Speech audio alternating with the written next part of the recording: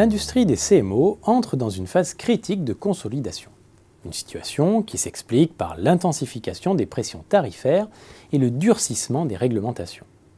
Sur ce dernier point, le passage à la sérialisation dans l'Union européenne a constitué une échéance cruciale, obligeant les façonniers à investir lourdement pour mettre à niveau leur appareil productif. Cette inflation des coûts réglementaires a logiquement freiné les stratégies de développement capacitaire des opérateurs. Focalisés sur cette échéance, la plupart des leaders ont limité au strict minimum les reprises de sites auprès d'industriels du médicament. La chute du façonnier grec Famar, épuisée par des vagues successives de rachats non maîtrisés, a certainement aussi refroidi les ardeurs des industriels.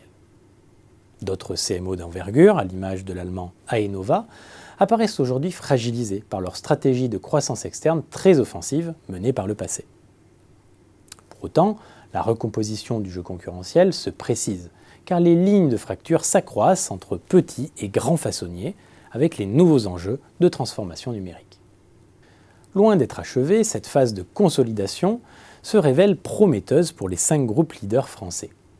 Ainsi, la vente à la découpe de Famar devrait bénéficier à ses principaux compétiteurs, les CMO les plus solides, ayant ici l'occasion de consolider leur position en termes de couverture géographique, d'arsenal de technologie ou bien encore de gagner en taille. Les 3 grands groupes tricolores, Fareva, Delpharm et Unitaire, se détachent. En privilégiant les reprises d'usines, ils ont su tirer parti de la position historique de place forte de la France dans la production pharmaceutique européenne.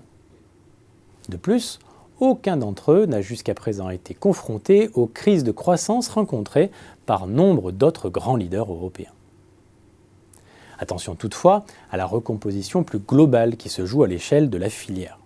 En se structurant autour de grands groupes, les façonniers ont vocation à s'adresser à des marchés de sous-traitance plus stratégiques.